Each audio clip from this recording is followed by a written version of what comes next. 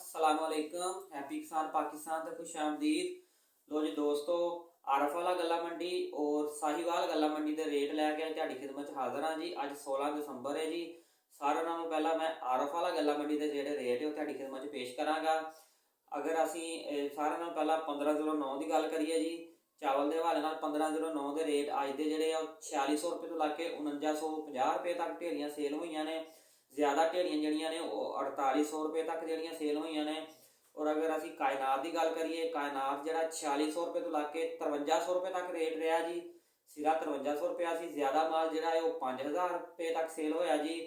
अगर असी मक्की की गल करिए, मक्की के शदीद मंदा जोड़ा वो बरकरार है। लोग जोड़े गिली मक्की लैके आ रहे हैं, जिसकी वजह तो कि मक्की जी मक्की मंडी के विकती ही नहीं पई। 1200 रुपये तो लैके 1400 रुपये तक गिले माल से जोड़ा वह रेट रहा जी। खुश्क माल जोड़ा 1700 रुपये तो लैके 1800 रुपये तक सिरा जी। ज़्यादा जड़ियाँ ढेरियाँ 1550 रुपये तक जड़ियाँ सेल हुई। पुरानी मक्की की गल करिए, 1700 रुपये तो लैके 1800 रुपये तक रेट रहा जी पुरानी मक्की का।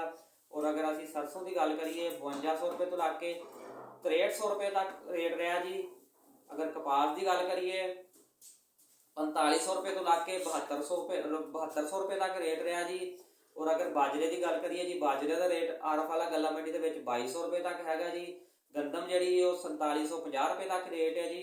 और तिलों की मार्केट जी है वह 20000 रुपये तक जा रही है जी आरफ वाला गला मंडी के। तो जी इस तो अलावा 16 दिसंबर के असी साहिवाल गला मंडी के रेट तुहाडी खिदमत पेश करांगे। सारा नालों पहला मैं गल करांगा मकई की। मकई के जोड़ा 18-20 मार्चर से 1400 रुपये तो लैके 1500 रुपये तक सेल हुई जी। अगर VIP माल की गल करिए, मकई की 1800 रुपये तक रेट है जी। ज़्यादा ढेरियाँ जड़ियाँ साहिवाल गला मंडी के 1600 रुपये तक अज सेल हुई जी। पुरानी मक्की का जोड़ा सिरा है वह 1850 रुपया जी अज का।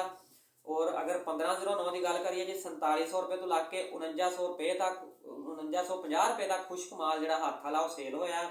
अगर कटर माल की गल करिए, मशीनी माल जोड़ा 4000 रुपये तो लैके 4500 रुपये तक जोड़ा रेट रहा जी।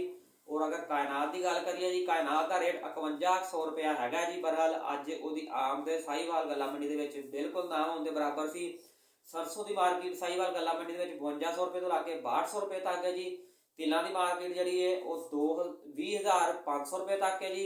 गंदम की गल करिए जी, 47 तो 4800 रुपये जी गंदम है वह साहिवाल गला मंडी के सेल हुई है जी।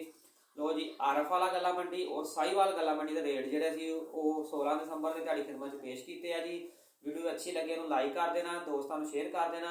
और मैं रिक्वेस्ट कराँगा जोड़े दोस्तों ने हजे तक हैप्पी किसान पाकिस्तान सबसक्राइब नहीं किया, वो हैप्पी किसान पाकिस्तान सबसक्राइब कर लो, बैल आइकन दबा दो, ताकि मुख्तलिफ फसलों के हवाले मुख्तलिफ फसलों के रेटों के हवाले वीडियोज़ जड़ियाँ ने वो अपलोड होंदियां ने हैप्पी किसान पाकिस्तान और फौरी तुहानूं देखने को मिलदियां ने। अल्लाह हाफिज़।